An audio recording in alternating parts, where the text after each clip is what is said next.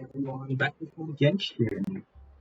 So, I'm going to try and continue on with the photography of our own stage. But first, I'll need to, oh my god, my day. However, this isn't as bad as it was last time.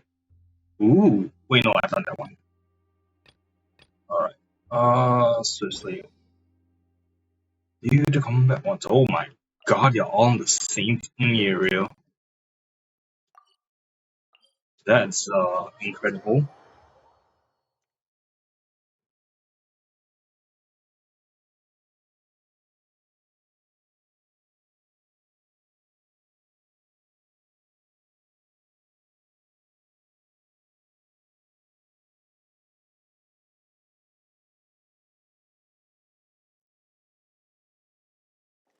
Hey, this way.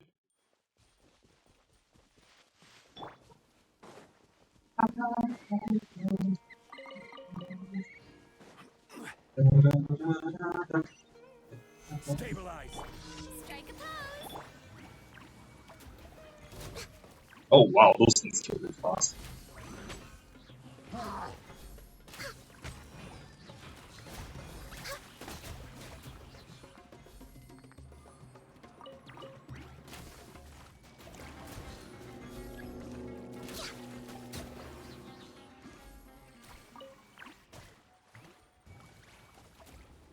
Get over there. Come here. Solidify. No touching.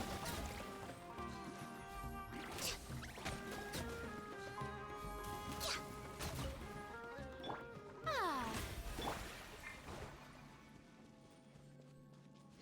No, that's soda over there.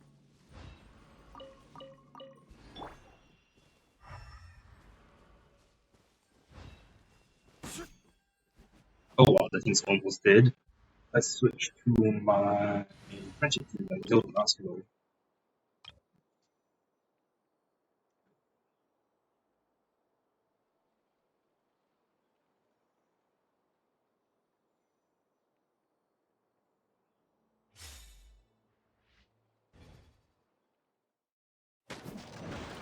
Yeah, friendship done. Alright, time to switch back. God, this is dumb. Oh wait, what?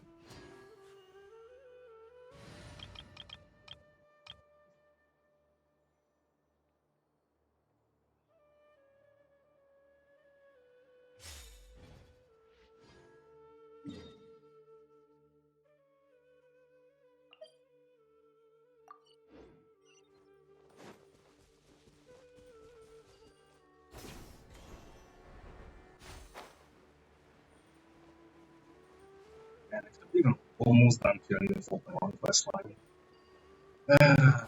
That was so nice.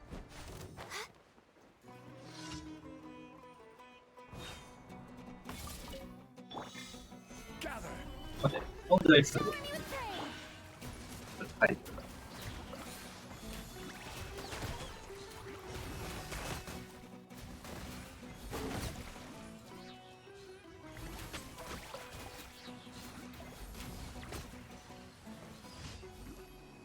That was fast.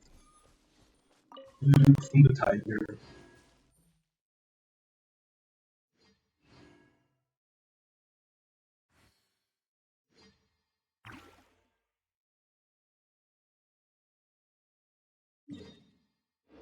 I mean, it's right up there. I didn't look at the map.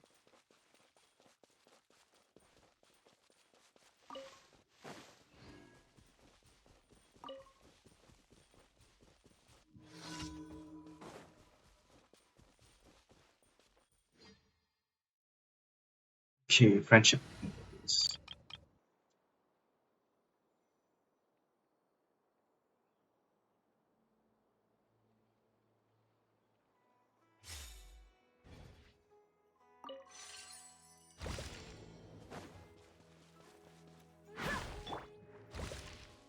Oh, my data is so slow.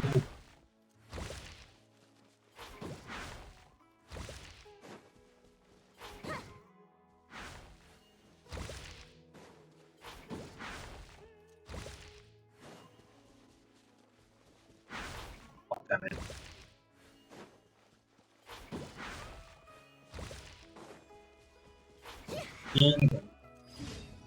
Alright.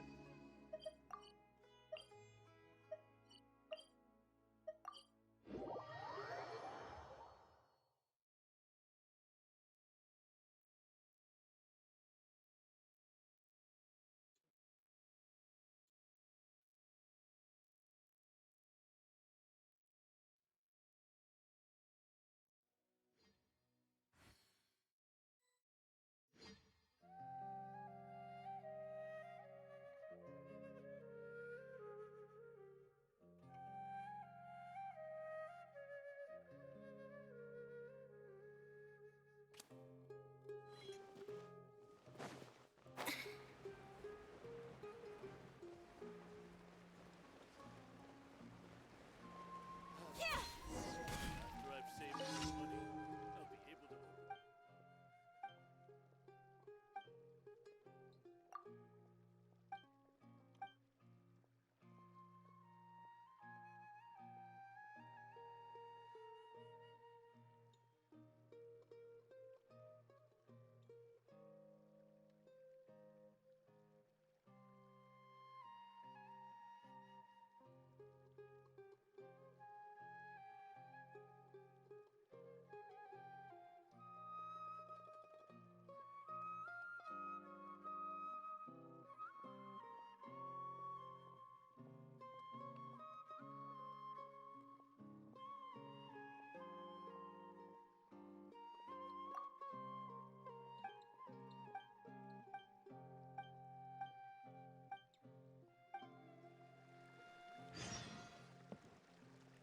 Anyway, what? That should be nice. Or is it the other was all the same. I was like, what the fuck happened?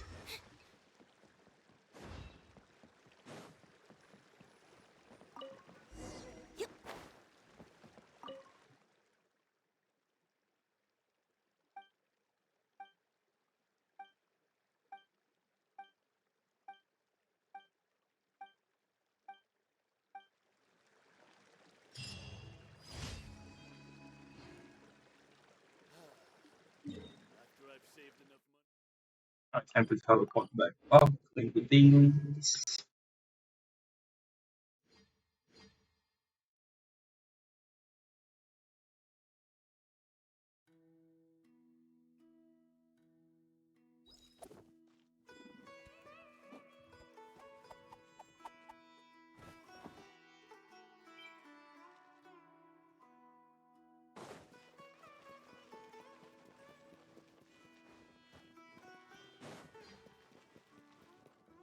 Ad Astra Abyssosk.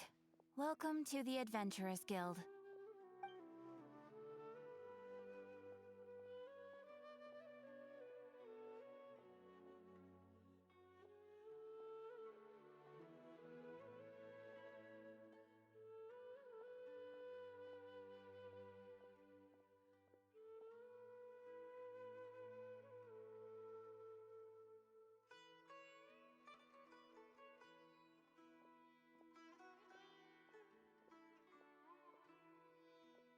I just kind of text real quick.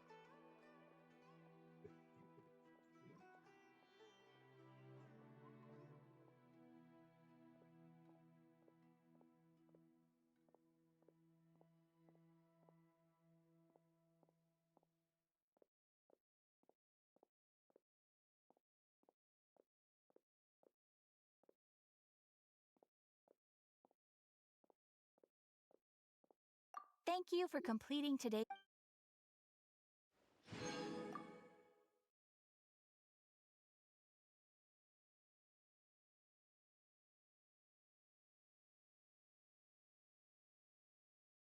Tea is ready. Now it's time for a short rest.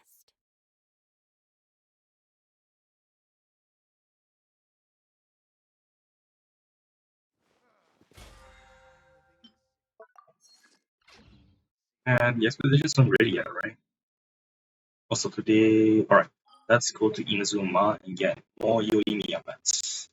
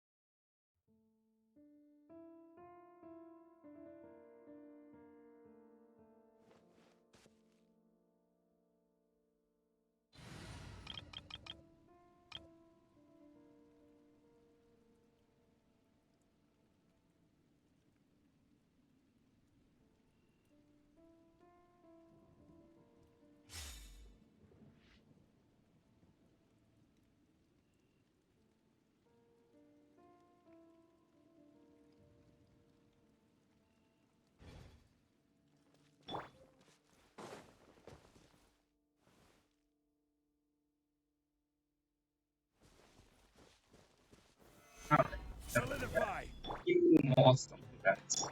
Access denied. One strike will suffice. Finally, no.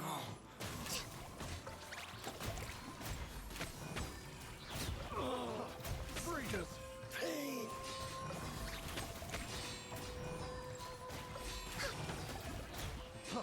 Freeze. Cut down. Like this.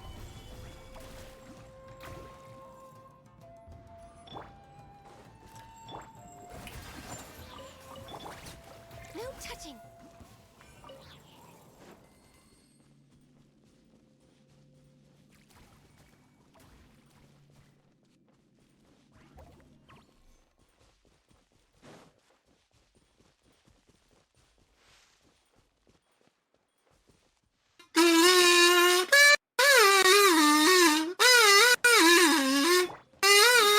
Well, that's exactly what I said. What is going?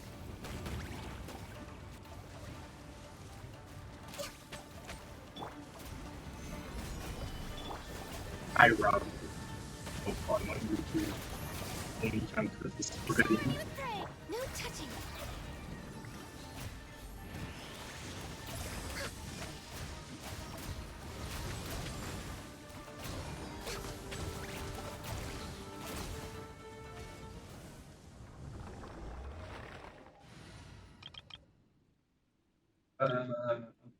Yeah, friendship team.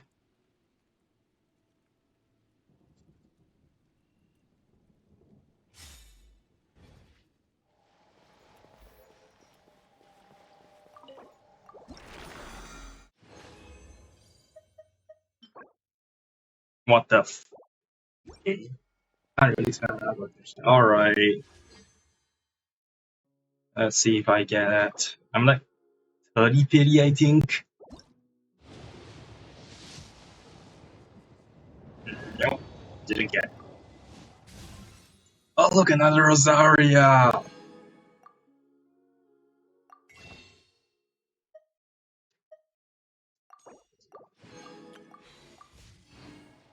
Alright, let me go to Blossoms.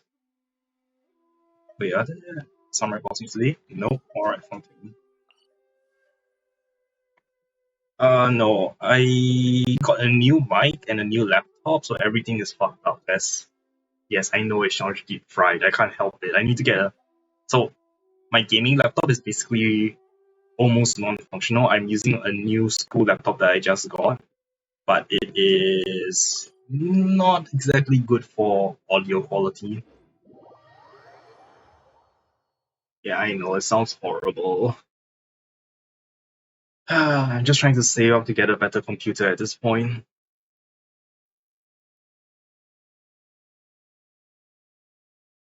Like, I can still use my gaming laptop for like the most basic of video calls and chats and stuff, but every time I try stream, it sounds better now. Or maybe because I'm like literally putting my mic like about 10 cm from my mouth. Just now I was at least half a foot away. Oh yeah, I didn't need to talk to him again. Alright, so I just need to put the mic close to my mouth now. Good to know.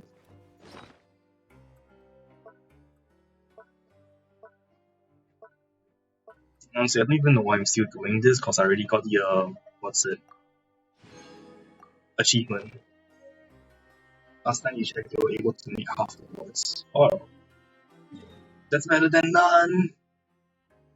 Oh, we also want to check where the hell the blossoms. There. Sentences didn't make sense. Wow, I really do need to fix this then. Maybe I should figure out how to jerry rig this to an actual. How many RTs do I have? Let me check once I finish loading. Sun's out, gun.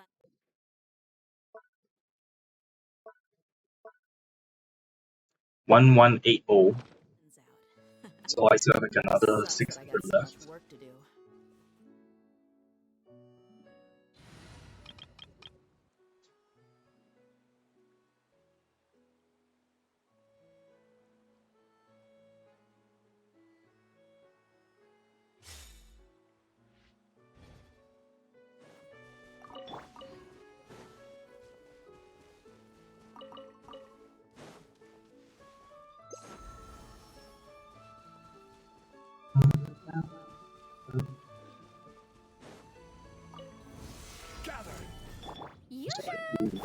Now she is so damn powerful in this level boss.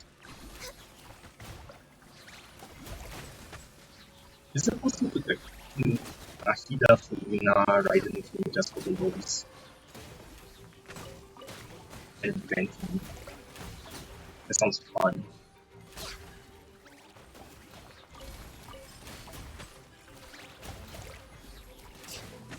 Oh, you got an ad or I think he's wanted me to build Yoimiya. I'm still trying to level for though. Oh hell that is.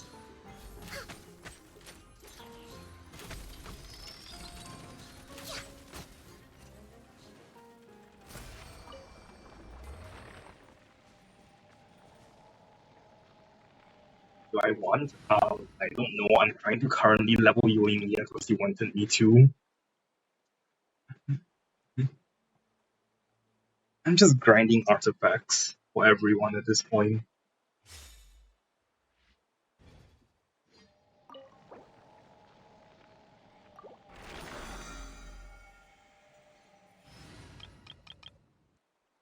Yoi must be built. Well, I'm still leveling. I'm also trying to level up. Who's it? Isis talents? I can't level Furina's talents anymore at this point because I need the gold boss ascension materials. Hopefully, you'll get it right today.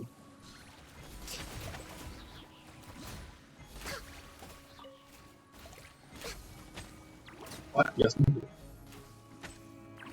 Oh, I think because from months ago, I started getting all the main character size. They asked me to change the rules. Okay, then I launched my brain. Born of ice and frost. That's the rest.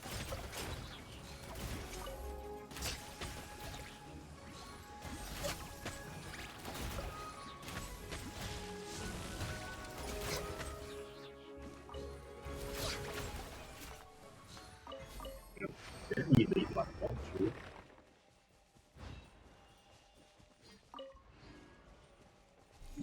Wait, there's another one.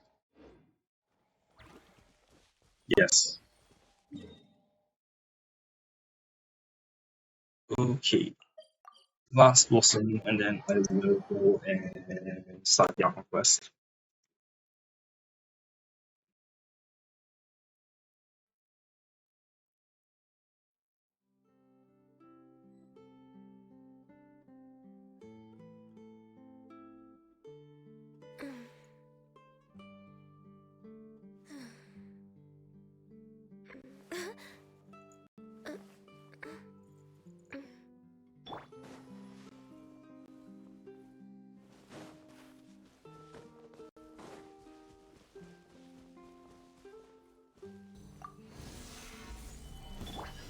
Strike a pop.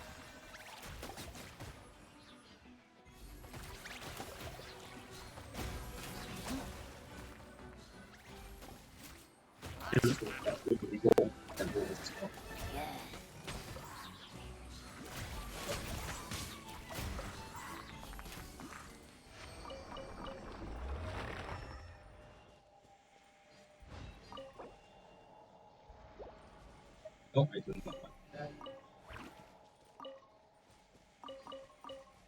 We're way behind schedule.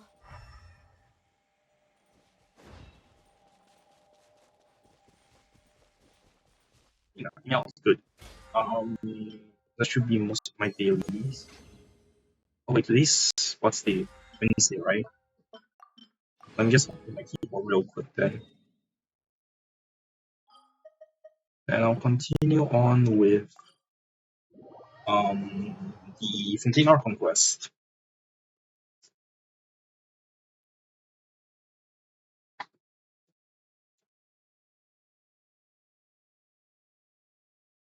Wow.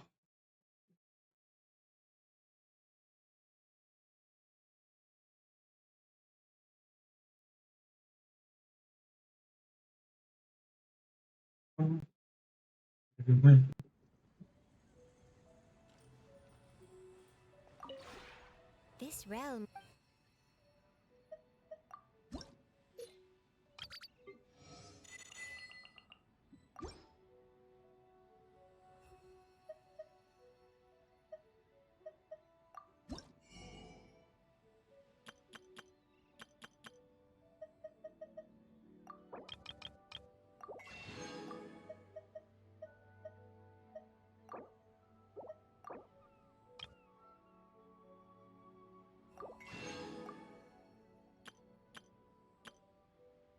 Ooh, okay, I need to get that as well by next time.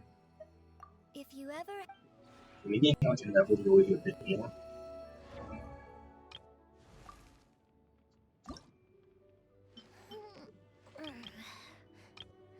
Oh, that'll definitely help. Okay, now for the Archon Quest.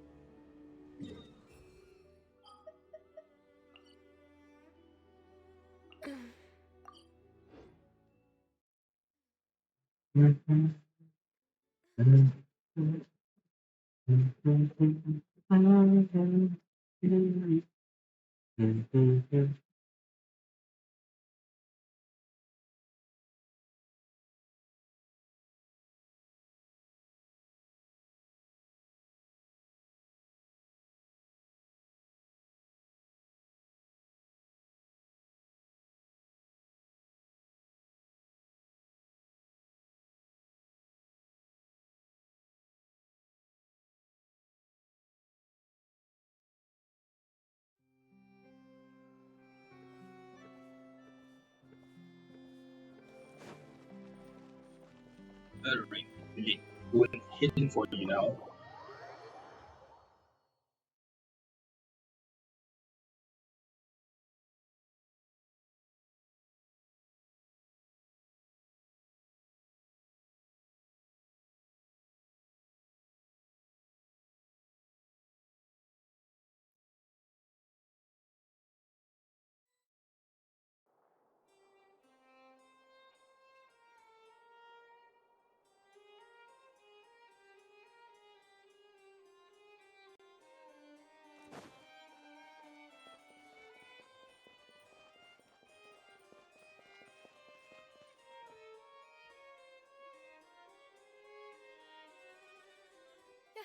You're here!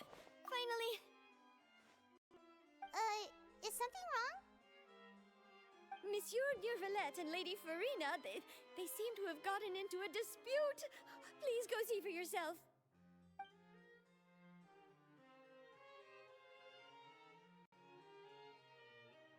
Oh, a dispute? Like I said, I've already explained everything. And yet the problem has not been properly solved. There is little space for excuses between us. It is not my intention to offend you, but please, tell me where you stand. You are the Hydro Archon Focalor, are you not? Look Oh. at this. This is a list of the victims from the recent Poisson incident.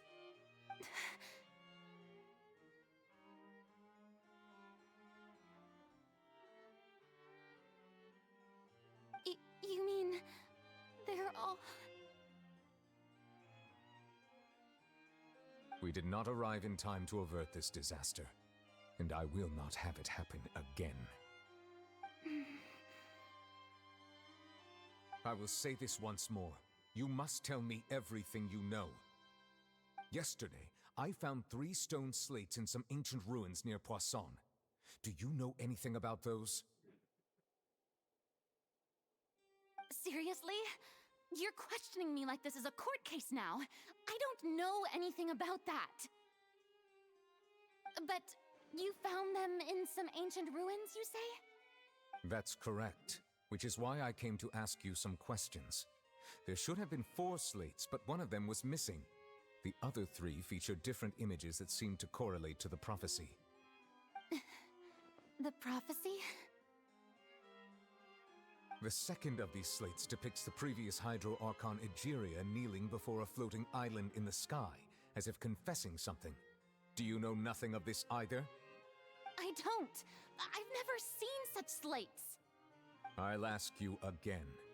Do you really have no information regarding the previous Archon? My deciphering of the slates indicates that the Hydro Archon Egeria once had to confess to, or apologize for, a certain sin. If anyone would know about it, it should be you. All gods don't have the same secrets, you know. She was herself and I'm me. Is it really so strange that I know nothing? I understand your concerns, but I'm sorry. I just don't have anything to tell you. Forgive me for saying this now, Lady Farina, but I have long known of your various secret investigations into certain matters. There are several indications that you have been investigating the prophecy on the sly. This is not strange in itself, considering that you are the Hydro Archon. But it is strange that you should also claim to not know any of Egeria's secrets, as well as do nothing following your inquiries. You have never been as superficial as you have presented yourself to be, nor are you a fool. And yet, your behavior is very inconsistent.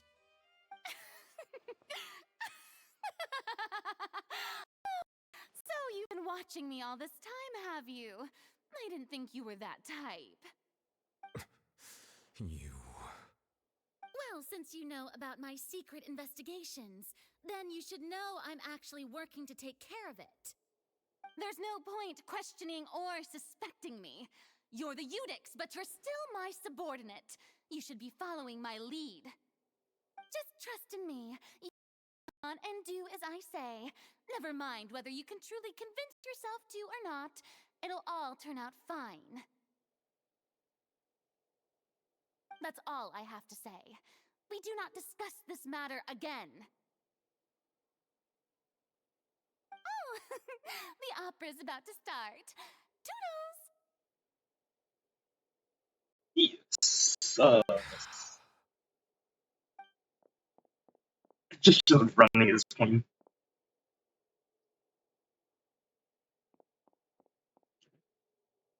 Did Verena not notice us standing by the door? Wonder what's up with her. She was smiling. She didn't seem in the mood to care if we were listening in or not. He seems to be deliberately hiding something. I assume you've been outside for a while now? Oh, you noticed. Seems Verena didn't even realize we were here. She was in a great panic, though I cannot discern the reason. Our discussion reached impasses time and again, a state of affairs that we cannot allow to continue. Still, I do not understand. Dialogue is the basis for understanding, so why did she keep refusing to engage? The 3 questions alone might not suffice. We need to make her understand how dire the situation actually is. Everyone in her inner circle has noticed that she is hiding some secret. The issue is her attitude. I fear that she will not reveal anything unless absolutely forced to. We may have to create a situation in which she will have no choice but to speak. Oh? Like what? Normally, people will only reveal the truth when standing trial. Perhaps we must have the Hydro Archon experience just such a Holy scenario. crap. We're gonna judge the Hydro Verena's Archon. seen so many trials, and she's really good at dodging questions. How do we make sure that she won't just slip away at the first chance she gets? We will need to consider this thoroughly, join forces with various parties, and then do what we can. If at all possible, I would prefer to recuse myself from this affair, but we must prevent the prophecy from coming to pass. This may be cruel to her, but all Fontaine is in crisis. The information a god possesses is too precious, and so we must take a chance on this.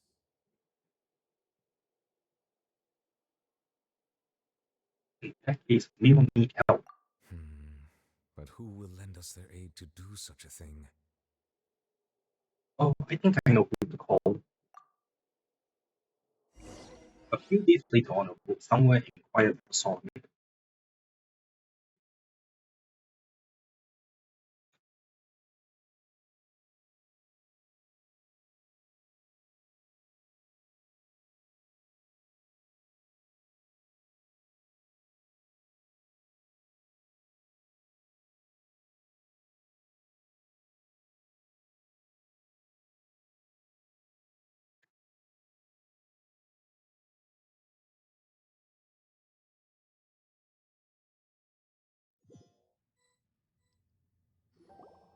Well, that's everyone, huh?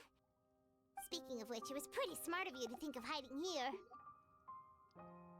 Poisson was just involved in a disaster, so it's presently devoid of people. That naturally makes it the best choice. And here you are drinking tea like it's the most natural thing in the world, huh? That's what families should do.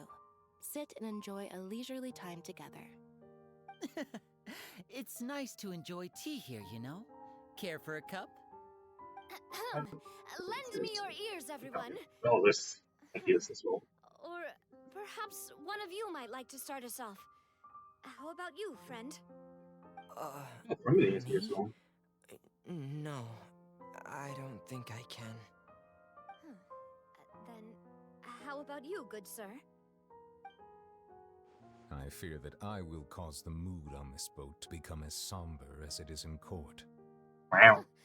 Well then, I guess we're lucky we've got a local like me to organize things. Wonderful, the spotlight at last. I guess I'll be facilitating things from here. That was a little long-winded, don't you think? Worry. Oh, you might be right. Anyway, Maybe to cut to the chase, our friend here, the is the Traveler, best so has far. brought us together to discuss something. As for what that is, well, let's start by saying that we'll be pooling our efforts together to create a series of traps. Oh, how intriguing. Well, it's just an expression, really. One that I just learned from Chlorand, and used on the spot. So, let's invite her to explain in detail. A round of applause, please.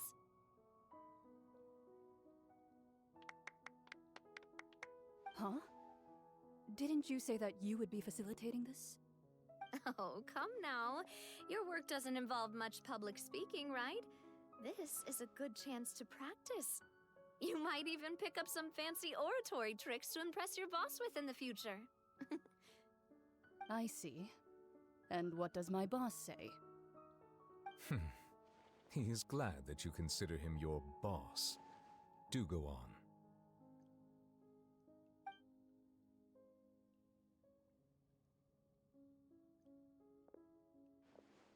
In that case, do any of you have experience hunting?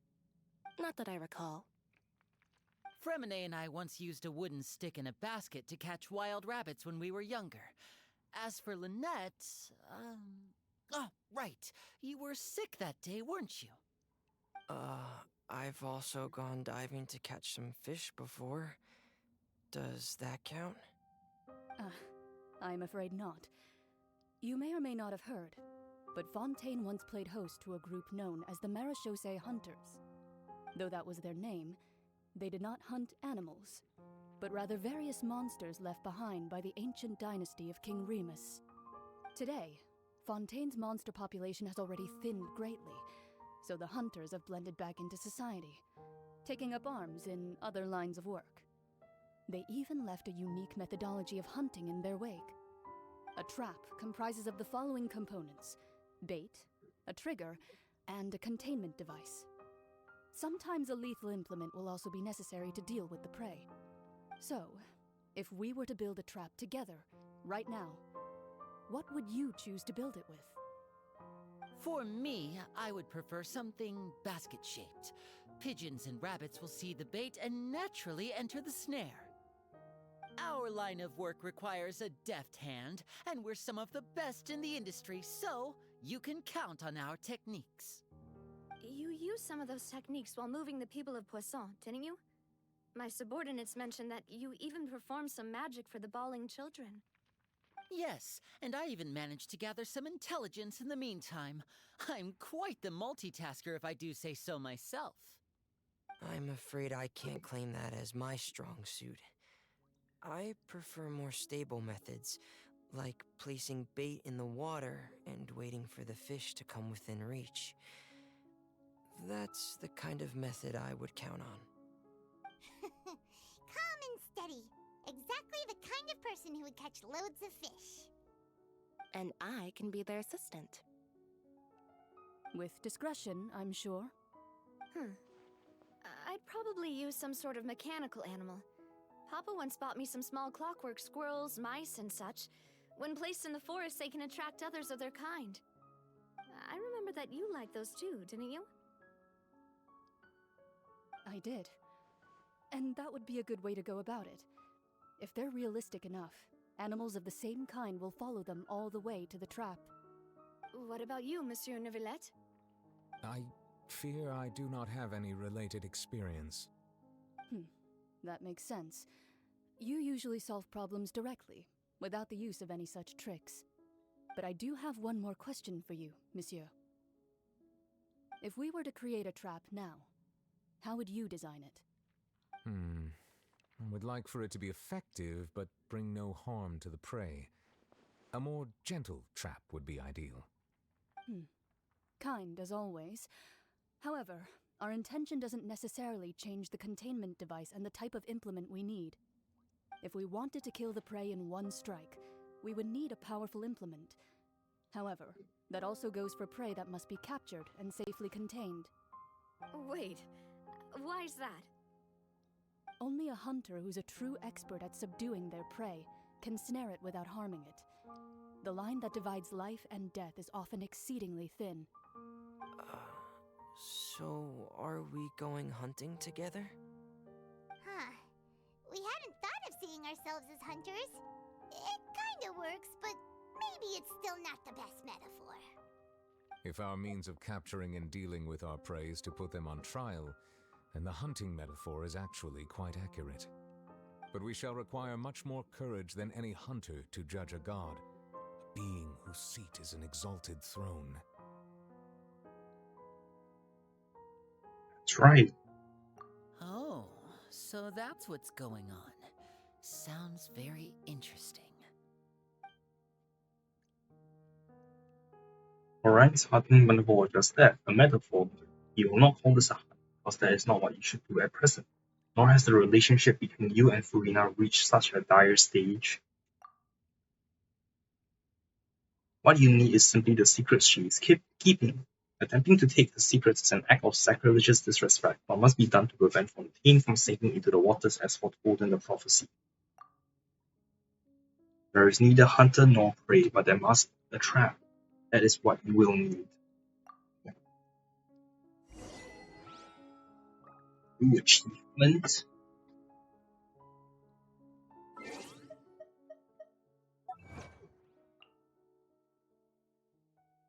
Hang on, let me pull up my achievement list. The stage of fate. Lay a trap with your companions that will allow you to judge it. Alright, Spina de Rusulda.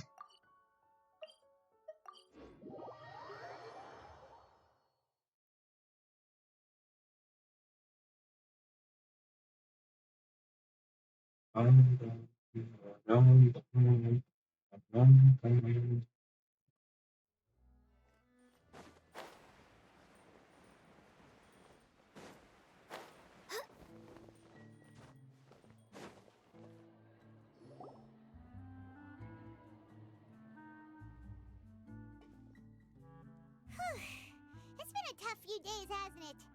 So much has been happening. Making sure did make me hungry. Paimon didn't think the meetings would go on for so long, but everyone seemed pretty fired up, huh? Paimon thought they'd be at least a little frightened. Well, Fremine was, now that Paimon thinks about it, but everyone else just looked a little surprised.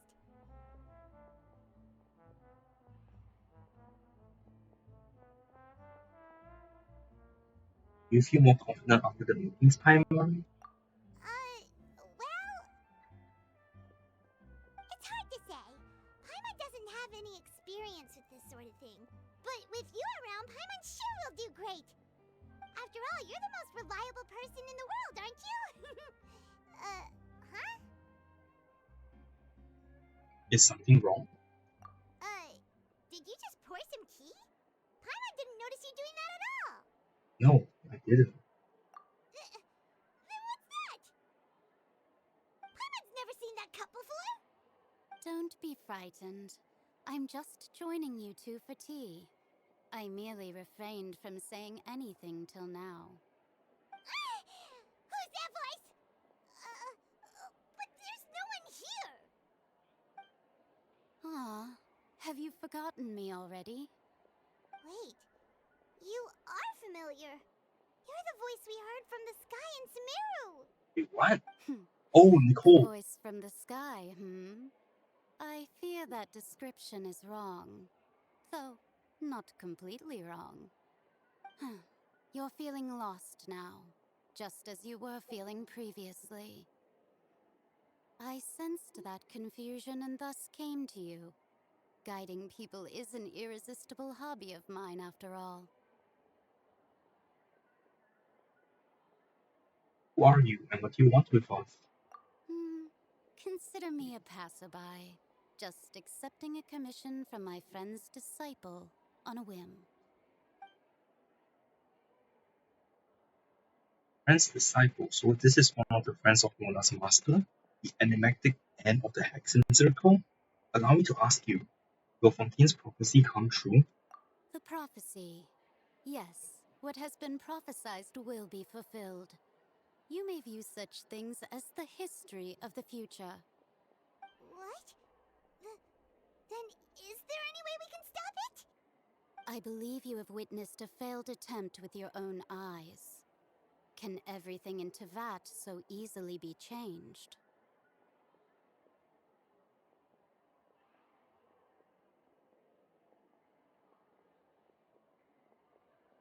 There it is again. Fate. Can there really be no exception? So you've caught on. Just as prophecies are usually only the future as seen from the perspectives of the gods, could things be happening in hidden corners where the gods' gaze does not fall? Are the things that you shall see different from the fate that the gods perceive?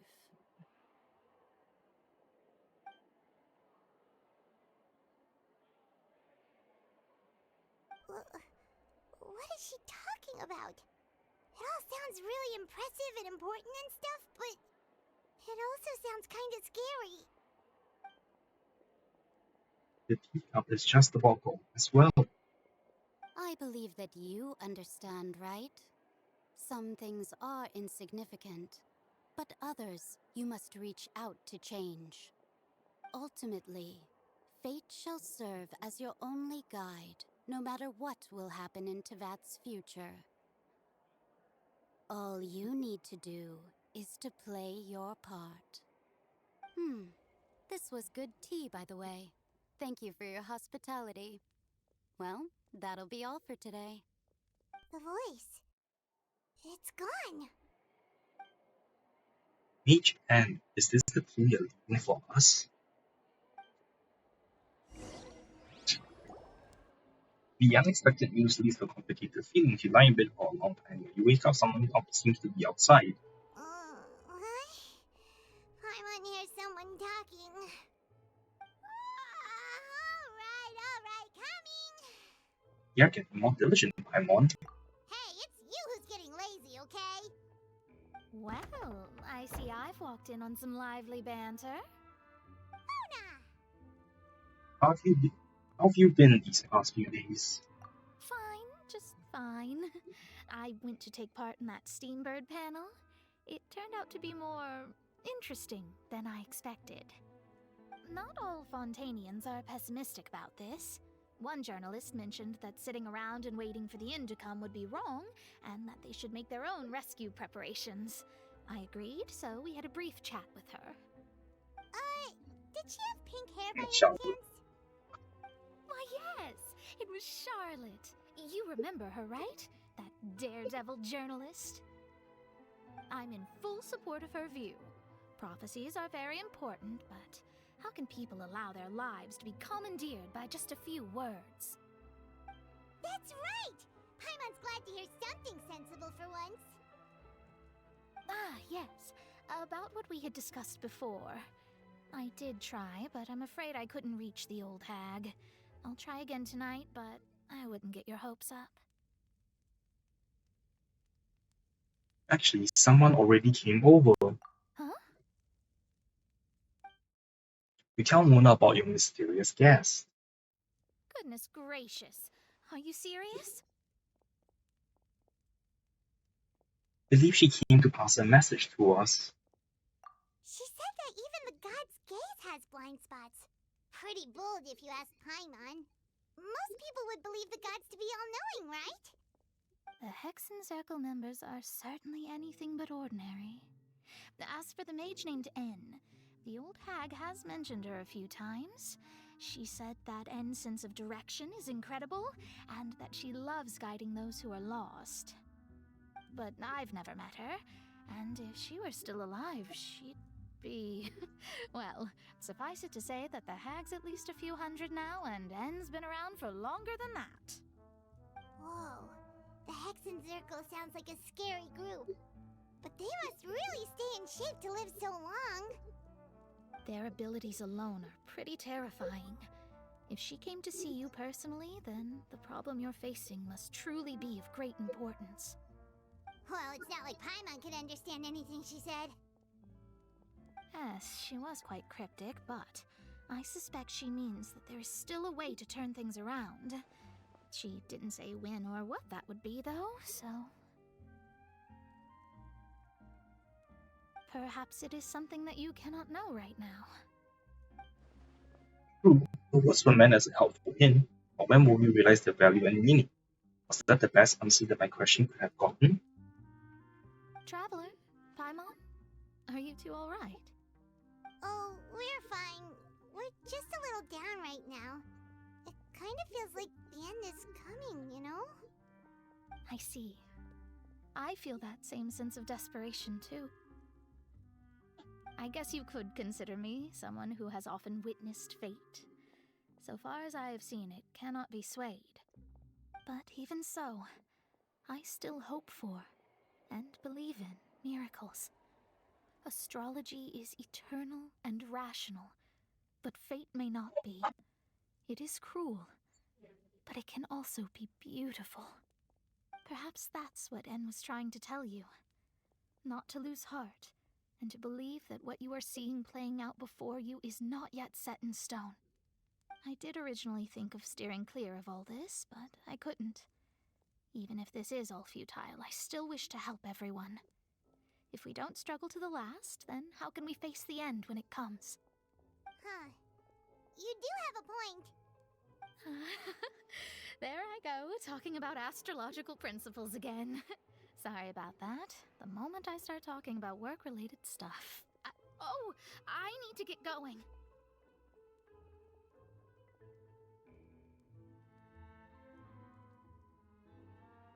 Don't worry about it, Mona, and thank you. It was worth trying to comfort you, even if only a little. I believe that you'll help those who are struggling in the same way I did. I suppose that might be why we always seem to meet by coincidence. Paimon feels kind of moved by what Mona said. But also kind of sad, too. Hey, Traveler. Paimon suddenly feels like going outside for a walk. Let's go. Let's walk around the city, shall we? There's a few spots we always like to walk by.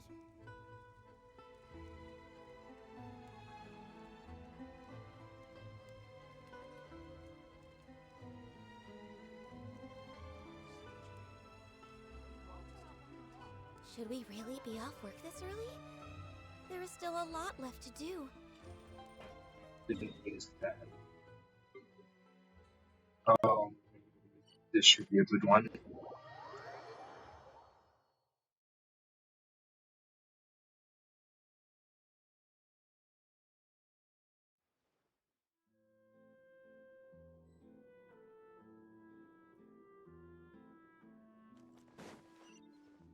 Wait, what? Oh, that was easy.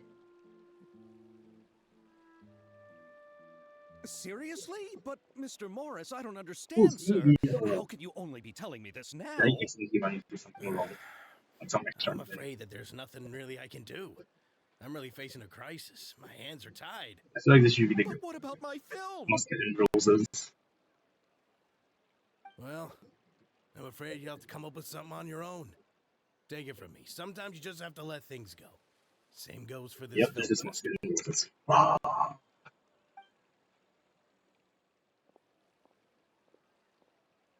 Oh, oh. Hey, isn't that Xavier? So Oh, he's that's how you actually a pronounce twin it, now. Xavier. So Damn, I never remember it. Oh, why, if it isn't the dear Traveler and Paimon.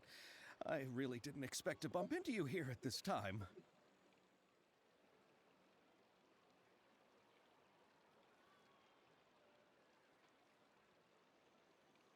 It's been a while. How have you been? Well, I was doing just fine until I received some terrible news just now. The investor I was working with for my upcoming film has fallen upon some hard times and is no longer able to provide the promised amount of funds. can't you just find a different investor? Unfortunately, that's not how it works. We had signed an agreement specific to the Fontanalia Film Festival, stipulating that I cannot work with any other investors until the festival is finished. The Fontanalia Film Festival? What's that? Oh, is this your first time participating in Fontaine's Fontanalia Film Festival? Then allow me to fill you in. The Fontanalia Festival was established to commemorate the legendary Loch Knights, who went on a quest to search for the Oceanids, and eventually welcomed the Hydro Arconageria. The holiday is deeply connected to the founding of Fontaine, as well as its unique laws and trials. It's one of the most important festivals for this nation. But what's with that weird expression on your face? It's like you're trying really hard to remember something. Ah, I was just trying to recall the exact description from the books, in order to avoid any unnecessary arguments over semantics. I usually try to recite things straight from the source. Well, either way, Paimon thinks she gets it now. It's just like the Windbloom Festival in Mondstadt, and the Lantern Rite in Lille. Yes, those are festivals of a similar variety. Who doesn't like a good festival? And just like those of other nations, Fontaine will hold a plethora of events around this time each year. To commemorate the Loch Knights, people will imitate them by putting on special costumes, raising golden cups, and going door to door asking for pure water. But a few years ago, Oh, Lady Farina started to find the whole idea a little drab, and so decided to change the part about pure water to sweets. Really doesn't surprise Paimon at all. The whole thing seems more akin to a carnival now, and it's quite popular among the kids. Every year you can hear a bunch of them saying, "Trial or treat." Oh, that sounds pretty fun. But how does that connect back to the film festival you mentioned? Ah, yes, it appears I've strayed off topic. I just got too excited after seeing you. Let me get back to the point. The Fontanalia Film Festival is an event proposed by the Fontaine Film Association this year. Now that film technology has matured as a medium, it's the perfect time to introduce more people to the art form. During this time, people may submit films to be evaluated, and the entry with the highest score will be given the Farina Award by the association. The what award? The Farina Award. You know, after the Hydro Archon. They coined it while Lady Farina was still in power, but even though things have changed, no one has made any motion to update the name. Perhaps everyone still thinks of okay, it as this a is pretty spoiler appropriate name. territory. Even though she isn't the Hydro Archon any longer, Lady Farina is This still is Fontaine's spoilers. superstar. Damn Anyone it. with eyes can see the way she shines on the stage. Huh. Alright. Guess the name does work pretty well when you put it that way. Oh, but who would have guessed there'd be an issue with the funding? How will I ever explain this to Miss Chiori? Not to say all the other actors who traveled all the way here from Inazuma. Chiori? Sounds familiar. Where have we heard that name before?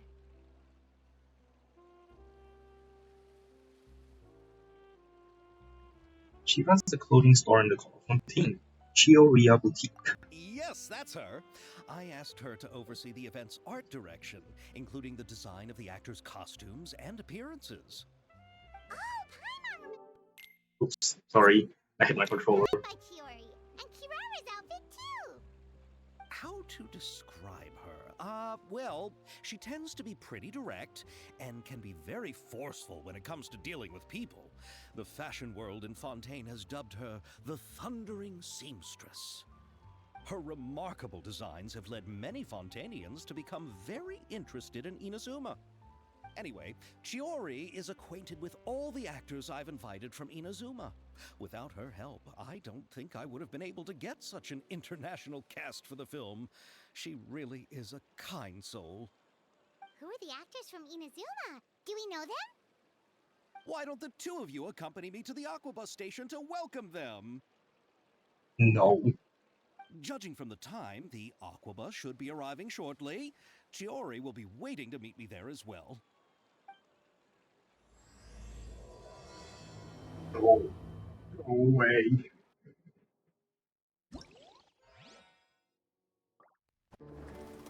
No, stop this now. Damn it.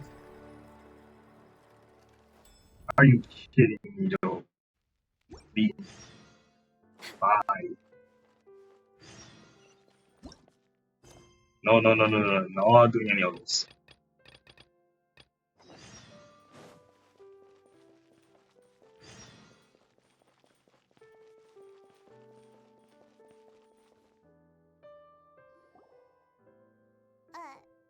Huh? Our names are written in this newspaper. What's going on? Maybe you're famous. Let Paimon see! The underwater stronghold, the Fortress of Meripede, has continued in its noble autonomy, but that does not mean that others cannot interact with it. My recent attempts to enter the fortress bore little fruit. Huh. Guess Charlotte still hasn't given up on that. Thus, did an Outlander friend become the focus of this report. A blonde adventurer with their white fairy legends trailing in their wake. It is said that this mysterious traveler once visited the underwater fortress. So while the fortress's interior remains a mystery behind closed doors, do not fear, for the tales of the traveler contain surprises in spades.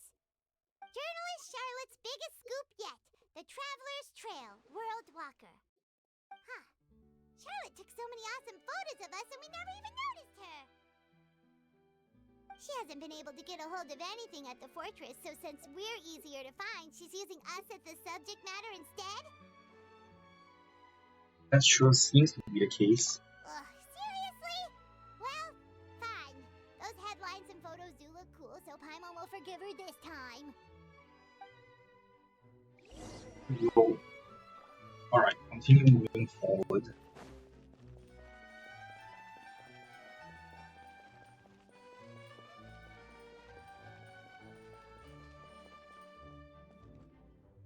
I swear, this triggers another wrong quest. We're here! Paimon's hungry. Should we go in and get something to eat?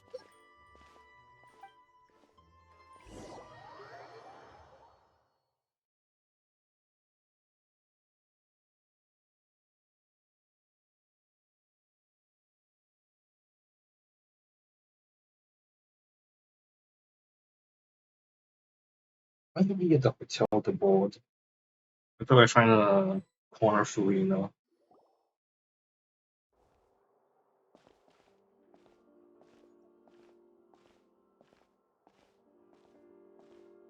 Hey, quick!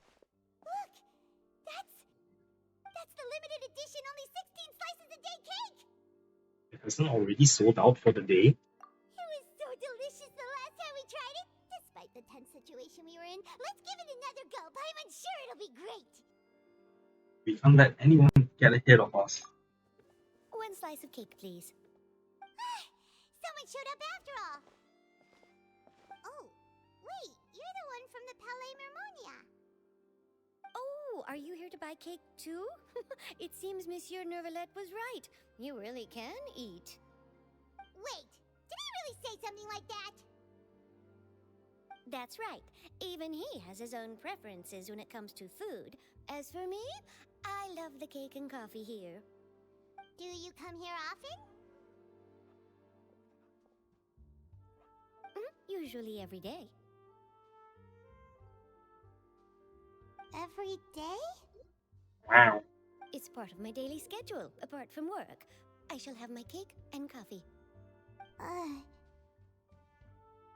Then what if someone told you one day that this place would be closing soon, and you wouldn't get to eat cake here anymore? What would you think? But why would it close? Well, Paimon doesn't know either, but maybe the waters will rise tomorrow. You know, like in the prophecy. Oh, the prophecy. To be honest, I haven't paid much attention to that. No, still, even if there'd be no more cake tomorrow, that wouldn't keep me from having some today. No, it's the same for eating in general. You might not be able to eat tomorrow, but if you can do so today, then you should carry on. That's what people call living, you know. Huh. Don't be sad. Excuse me, could I have 2 more slices of cake to go? These 2 slices are for you. Sijuin said that this kind of expression you're making is what humans call being sad. Oh, you know Sijuin? I sure do. She was born before me, and she sometimes comes to the surface to teach us things about humans. She said that humans are creatures that are saddened easily, yes, and you can only lift their spirits by feeding them delicious food. So please try the cakes here.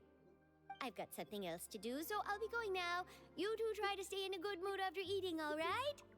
Bye. Oh, she's And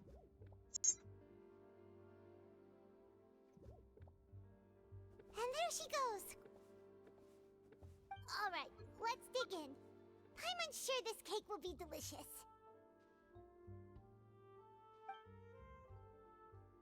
Cherry classic Paimon knocked out the cake. It's more delicious than last time, and the flavor gets even better with a sip of tea. It sure would be nice if we could come again tomorrow.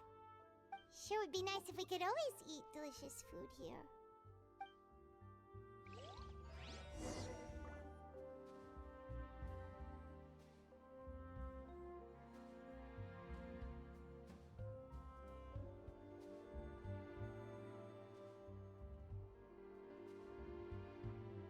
Okay, these don't tell me. We're way behind schedule.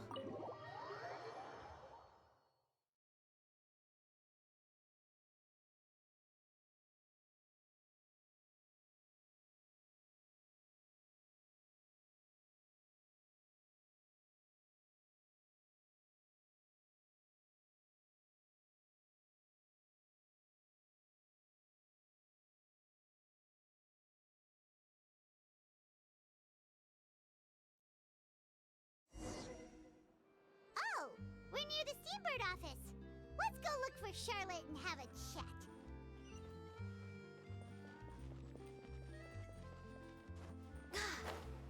Oh, it's right there. Wow! If it isn't the Traveler and Paimon!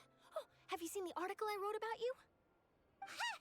You've got some nerve! You just used us to make some quick mora!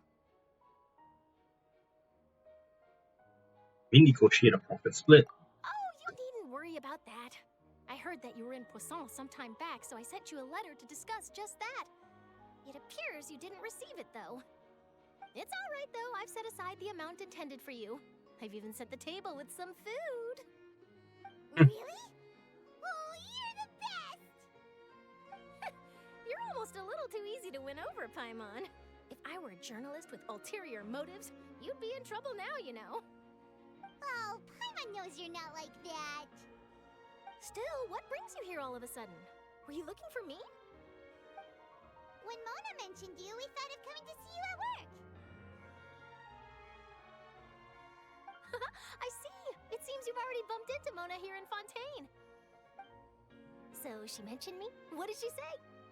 She said that you're a real daredevil of a journalist. Nice. In which case, can this daredevil journalist dare to request an exclusive interview with the legendary Traveler and Paimon? Huh? So your article in the paper today doesn't count? Oh, of course it doesn't. That was more like live photography. What I'd like to do is dive deeper and ask you to talk about the things you've seen and experienced. You seriously want to interview me? Yeah, are we even qualified enough? Why not? If I say you're worth an interview, then you're worth it. But not right now, of course. I'll need a few days to prepare. Oh, in that case, we'll just chat when you have the time then? Oh, so that's a yes? Ooh, splendid! I'll tell the editor-in-chief immediately. I'll have to apply for lighting, a venue, some props, and... Whew, so much to get done now. Talk to you later.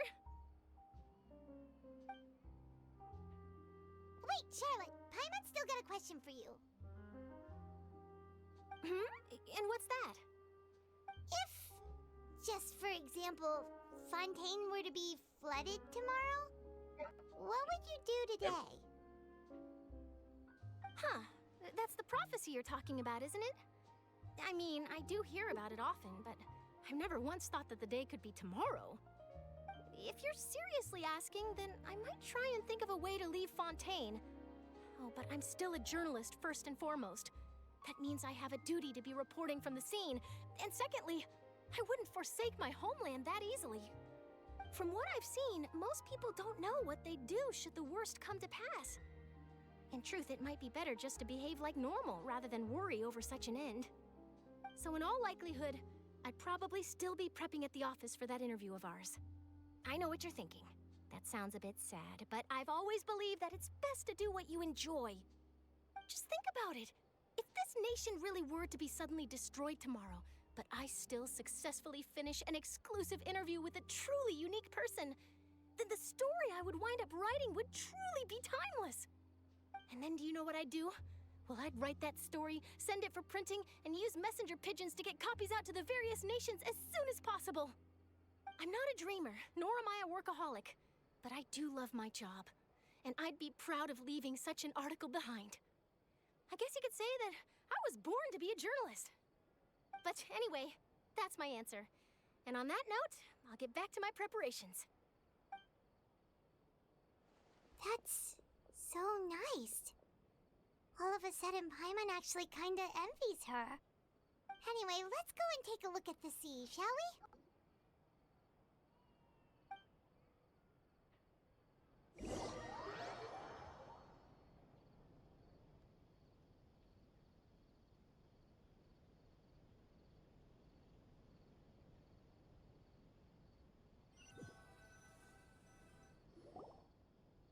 The sea breeze and scenery can be a pretty soothing combo, huh? Paimon's been thinking. Yes. If it wasn't Fontaine, but all of Tevat that would be destroyed tomorrow, where would we go and what would we do? No, Paimon should ask, if you could choose, what would you like to do? Well,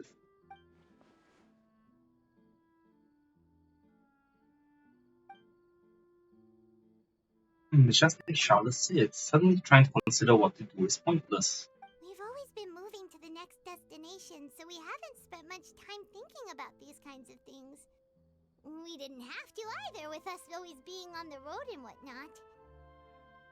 Until that moment comes, I think I'll keep journeying on. You mean, still traveling? Yes, cherishing every single moment that I have to live upon this world. Huh. Wait, isn't that what we've always been doing? The banter goes back and forth between the two of you as time slips by. As night falls, you return to your accommodations and end this busy day. The next few days are just as calm. Charlotte comes to find you and conducts an interview in the Spina de Rosula safe house at the Tile Sender. Navia, having finished her business in Busan, even drops by to take a photo with the two of you. All goes well. Oh, they're gonna skip the interview? That's funny.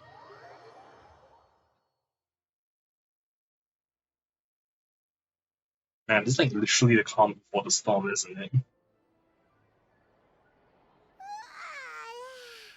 Feels like you'll grow mold if you stay here long enough. But it's still better than the Fortress of Mirapede, that's for sure. It's not only damp there, but salty too. Ah, so the two of you are still here. Wonderful. Oh, you're from the Palais Mermonia, aren't you? Yes, I'm Isadora. Monsieur Nervillet sent me to look for you two before. I heard that afterward you went to the fortress of Meropide. So are you under the impression that we might be wanted criminals? Not at all. I'm well aware that you're friends of his. Actually, I'm here to pass along a message from him. Let's hear it. Yes, inside the Opera House. The Maréchaussée Phantom has declared the incident a small-scale riot. A riot? Would? Well, that said, I don't personally think it was that serious. Lady Farina was watching a performance at the Opera House, and while she was resting during an intermission, some other audience members suddenly started harassing her, loudly accusing her of doing nothing about the prophecy crisis. And before she could respond, others started to join in. The crowd continued to grow, and protests against the Hydro Archon started to break out. So people have started to put the blame on Farina. Guess they finally found an outlet for the pressure they've been under due to the prophecy. I agree. People will naturally rely on gods, as is customary. But the moment people feel threatened, gods are also the first to be blamed. So what happened after that? Is Farina okay? Seeing that the situation was spiraling out of control and that further argument was pointless, she claimed that she'd gotten tired of this and left in a hurry. The Maréchaussée Phantom had their hands full maintaining order and did not catch where Lady Farina had gone. Only when things had stabilized did we realize that she had gone missing. So, you mean she's still missing? That's right. The Maréchaussée has dispatched many people to search for her, but we don't have any leads yet. That said, I don't think there's much to worry about. She is a god after all. Even if she were to fall into the hands of rioters, what could ordinary people do to her?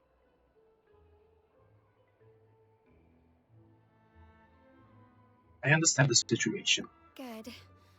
Monsieur Nervillet sent me to tell you about the situation, but he didn't say anything else. Don't worry, this is more than enough to go on. Thanks for keeping us informed. Ah, is that so? Well, alright then. In that case, you two take care. I'll be heading back to the Palais now.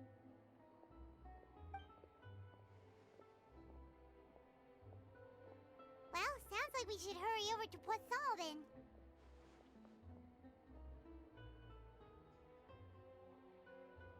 You should call on quickly. If we know Farina, she won't try to fix things in this situation. Instead, she'll look for a place to wait out the heat. And, as we also know, she may be loud and dramatic, but she doesn't have a heart of stone. When Nervillet was talking to her in the Palais Mermonia, and she heard about Poisson, she couldn't hide her sadness and remorse. It would be hard for her to ignore being accused by the public today. Paimon thinks Farina's probably taken the opportunity to slip away to Poisson and try to relieve the sense of guilt that she's feeling. Huh. Well, what do you think? Paimon knows the answer, of course, but Paimon can do the analysis to back it up, too. Cool, huh? I see it looks like those detective novels have had an effect on you. In that case, there's not a moment to lose. Poisson, here we come!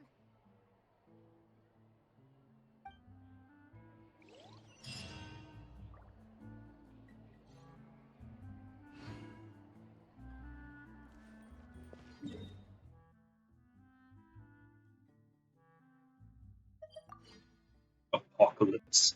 Alright, so if I'm not wrong, this is where I'm going to be locked into story quests for the next several hours. I will do this tonight because I actually have a lot of time today. So yeah, let me go and do a bunch of other stuff first.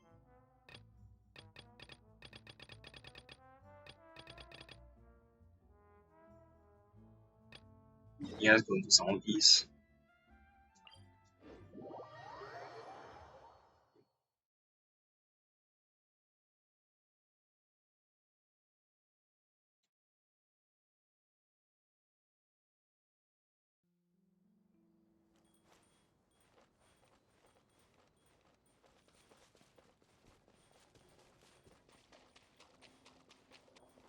Oh, why is that enemy here?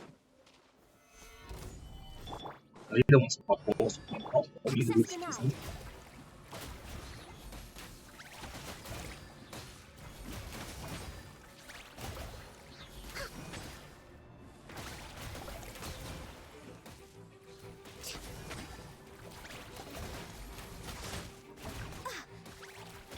Fuck you, bro.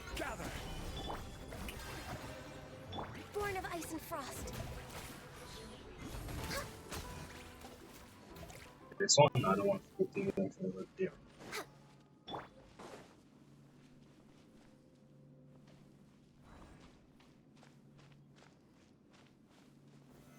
Solidify. Oh, there's at least two more.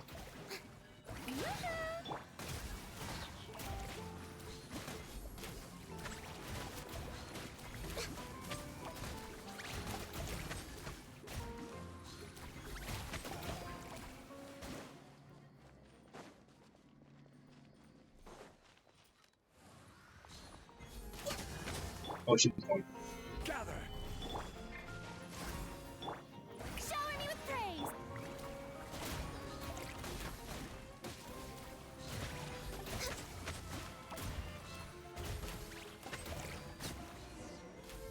He's safe now. Let's go back.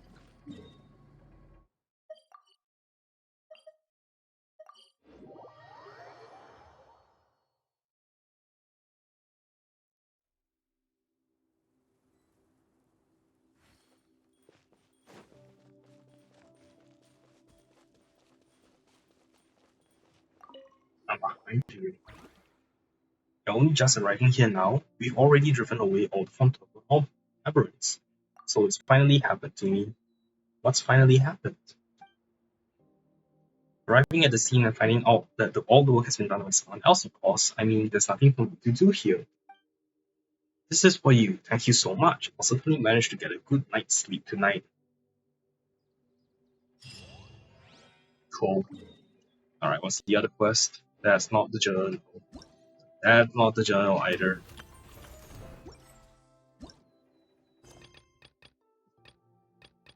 Scenes from life in Meadow.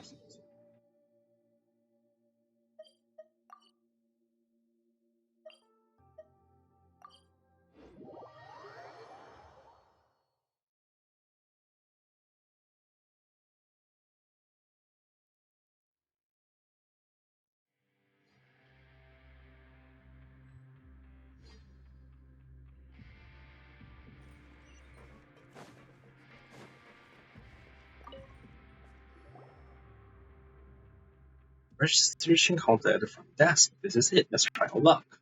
Hello, Miss Marlene. Whoa, she doesn't look like she's easy to get along with. Maybe the art of negotiation will work. That's right, we got this book. Who knew it would come in handy here? Let's see, found it. If you gain the initiative by showing your strength and overwhelm your opponent in an imposing manner, this is it. Overwhelm the opponent by being imposing. Paimon gets it. Paimon just has to be louder, right? Hey, Miss Marlene. Hello? I heard you. What can I do for you? Huh? It really worked. Hey, we're here for the satisfaction survey, Miss Marlene. Paimon means to say that she's here to accompany here. No worries, Numi. We have this book. Paimon will sneak peeks at the book and tell you what to do. Anyway, yeah, just listen to Paimon. Another one saw the notes in the books. Huh? Yeah, that's right. Just how many were? Actually, forget it. It's fine. Please wait a moment. Allow me to explain the rules. The survey has a total of 5 questions. Please answer them quickly and intuitively. Remember, you must answer them quickly. Do you understand? We can begin once you're ready. We're ready. Whoa, wait, Paimon is still flipping through the book. Very good, let's hurry up and begin then. Paimon is ready now. Do your worst. Question 1. Do you think it is reasonable to maintain the prices for the food in the coupon cafeteria at the current low level? How do we answer this? Let Paimon look it up. Found it. Let's try the universal formula. According to the book, I agree with your views, but can be used in any situation. Even an abyss mage should be willing to respond positively. It sounds amazing. I agree with your views, but there is room for improvement. If only it tasted just a little better. Don't you think so? Too, Lumin? Or if sweet madame was available, yeah, Paimon would happily eat here every day if you did that. Excuse me. Huh? According to the rules, the survey must be answered quickly. Let's move on to the next question. But fine, rules are rules. Question number 2. Is adequate food available during dining hours in the coupon cafeteria? There's plenty of food, but it just tastes awful. I agree with your views, but we refuse to eat it. I know you've read the book. Anyway, I'll just put it down as a yes. This is so tiring. Let's move on to the next question. Before we move on to the third question, I'd like to remind you that this survey requires you to answer quickly. So, now for the third question. Do you think the current randomized meal system is interesting? Pay more attention to the taste. I agree with your views, but doesn't randomized meals create the feeling of a pleasant surprise of not knowing what you get next? That's true. When you put it like that, it does sound really interesting. I'm on. What? Miss Mong Lane made a lot of sense. It's very difficult to disagree. Please answer quickly. I agree with your views, but it would be great if you got a complimentary delicious meal every 18 meals. Why 18? I once heard that from someone. There was something like, because there's 3 meals each day and there are 6 meal days before Sunday, that makes 18 meals in 6 days. So there will be delicious food on the 7th day, and you'll be in a good mood every week. Question number 4. Do you think it's reasonable to sell addictive food in the one cafeteria? Huh? What? Why is she suddenly speaking faster? Gain the initiative? Steer the conversation? No, none of these seems correct. Maybe we should go back to using the universal formula. That's not quite right. These questions. Is this steering the conversation? Please do not overthink it or engage in idle chatter. As I mentioned previously, please answer quickly and intuitively. I'm just gonna keep going if I agree with your views, but... Alright, thank you for your feedback. Now it's time for the final question. Did she just completely ignore us? Are our answers not important at all? Based on the answers you just provided, are you satisfied with the current state of the coupon cafeteria? What were they again? I can't remember all of them. It's alright, then I'll just write down that you're satisfied. Okay, but something doesn't feel quite right. I should probably mention that you will not receive any coupons if you answer no. That's way over the line. Then what about you, madam? Don't ignore Paimon. I'm generally satisfied, but... Very well, thank you for your cooperation. Your support is our motivation to improve. Please sign here to claim your coupons. The intelligent flying clockwork device by your side can sign for the coupons too. Paimon gets some too? But Paimon didn't even participate. Is that really okay? Wait, Paimon is Paimon, not some intelligent flying clockwork device. Very well. Anyway, we respect all input, so everybody, all people and mecha are eligible. Didn't you hear Paimon? Paimon isn't a flying clockwork device. Paimon is Paimon. Don't ignore Paimon. Understood. Anyway, in order to help save your precious time, I can fill in the survey for you. Don't worry, the number of coupons you receive won't change. I'm sure you'll be answering satisfactorily to every question, right? Yes, coupons! In that case, please sign here and leave the rest to me. Cool, this way we'll get the coupons and save the trouble. Thanks, Miss Monmain. Thank you for your support. Please take your coupons and we hope you'll participate in the next survey. After getting the coupons, you and Paimon bid farewell to Miss Monmain. In retrospect, Miss Monmain didn't really care at all about our responses. The problem is with the questions themselves. Yeah, right, the questionnaire really was weird and Miss Monmain seemed so exhausted. The art of negotiation failed. Art of negotiation, swah. Books like that are all completely useless after all. I agree with your views, but... Hey, don't you go mocking Paimon now. Some art of negotiation. It really was totally useless after all. Lol, non-zero something. Alright, let's claim this. Oh, zero something.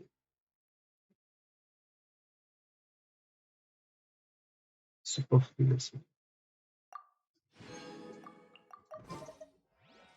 It seems like into some random bullshit around it. fortress. Let me see if I can activate that one where it sit on the chair and get some stuff.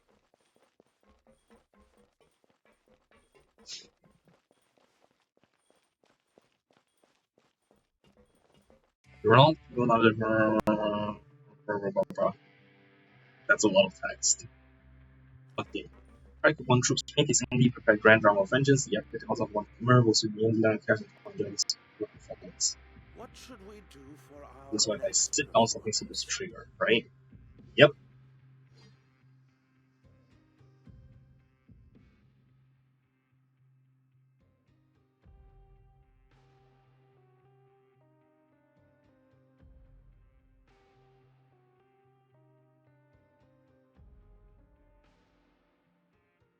Let me just check these out.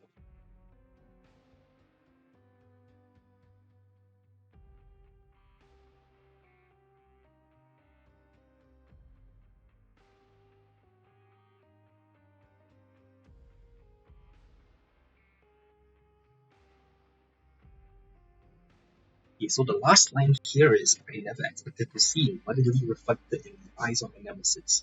A sad, lonely face gradually made desolate by vengeance. No, it's so strange to suddenly feel remorse for the acts of vengeance already committed. And given how brutal the revenge was against the accomplices, it doesn't make sense to show mercy to the main culprit. Actually, it was all foreshadowed. See, after every act of retribution, her determination began to waver little by little due to the atrocity she had committed and witnessed. I mean, we don't want to encourage dedicating your whole life to revenge after all. Nope, I just don't think the ending is convincing, at least to me.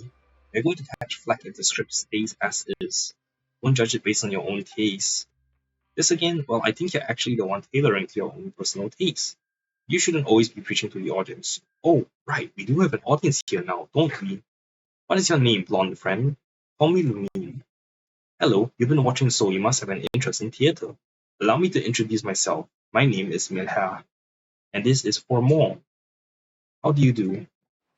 We are the world-renowned. Hmm? And aren't you going to follow that up with the Tri-Coupon Troop? Fine, fine. As you can see, we are the world-renowned Tri-Coupon Troop. Haha, we're not actually world-renowned in the least. The regular cast consists of just the two of us. Then you shouldn't have promoted us like that from the start. Also, I never agreed to you hyping me up as a world-renowned performance artist over the loudspeaker either. It's just an advertising tactic, and I believe that you, Monsieur Formore, will one day be a famous performance artist. Oh, stop it, I'm just trying this out for fun. Monsieur Formore is very talented. Someday he may even grace the grand stage of the opera at Please. Thanks for the compliment. Wait a second, I've already been there. I'm here because that's where I was sentenced. That's true, I guess. Anyway, Looney, we're rehearsing a play called The Countess of Montmer. I would like to hear an outside opinion regarding the ending. I know nothing about theatre. It's okay, let me put it this way. Plays are meant to entertain the audience. Exciting is exciting and boring is boring. You don't have to know anything to give your opinion. How about it for more? Let's put on a little performance for you need. Then let's start from. Some say that for all evils there are two remedies, time and silence. The story opens in a land of exiles called Montmer. A woman named Juliet has lost her fiancé to a brutal murder and she finds that she herself has been framed and banished, but the fire of vengeance burns intensely in her bosom, refusing to surrender to either time or silence. There will come a day where she finally escapes and exacts payback on all who were responsible. As chance would have it, not only does she escape Montmer, but she unearths his hidden treasure.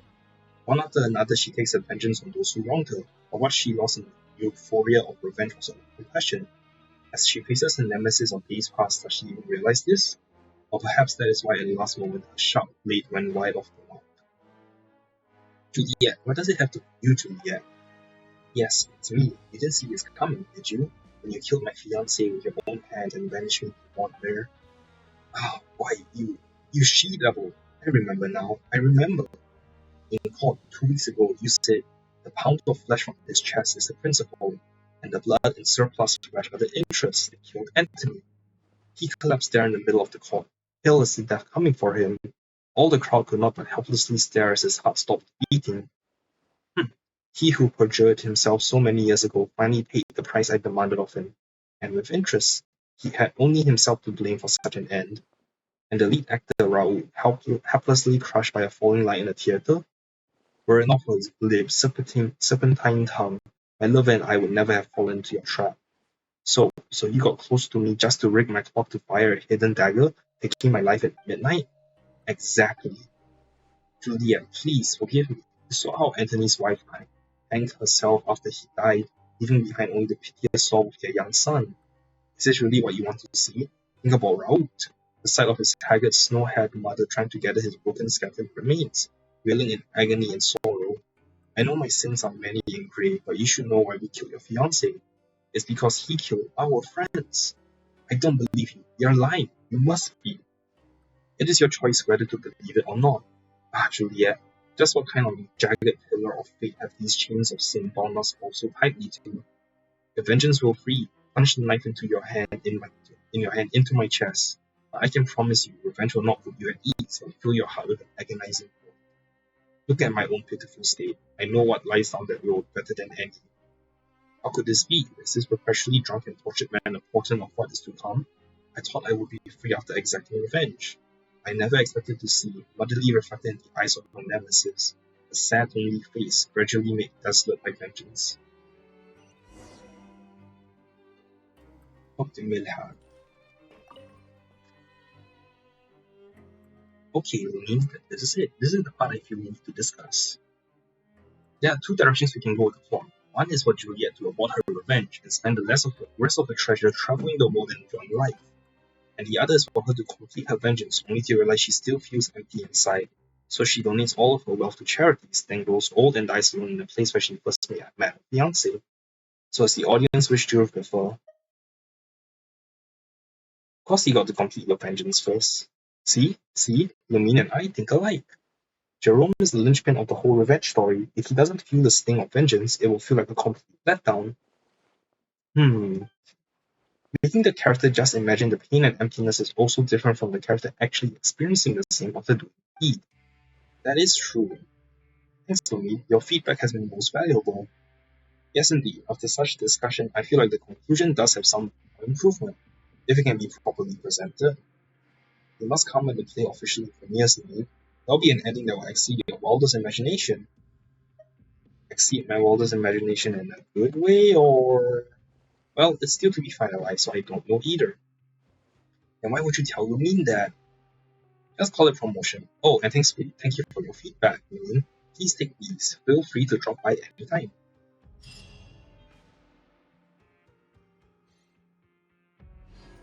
Oh, so if I sit down, will it show me the whole performance?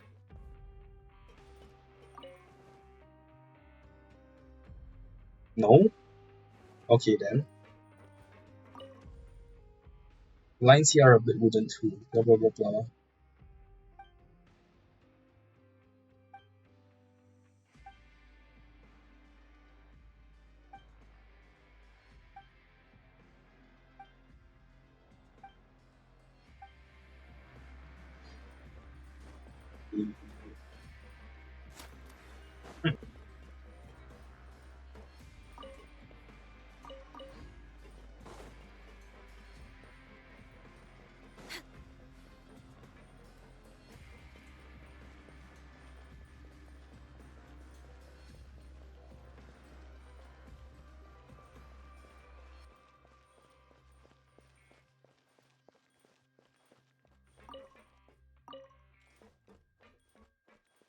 Alright, the things the actor design kind of see it as any way to like fix it. Next on the agenda. I guess not though.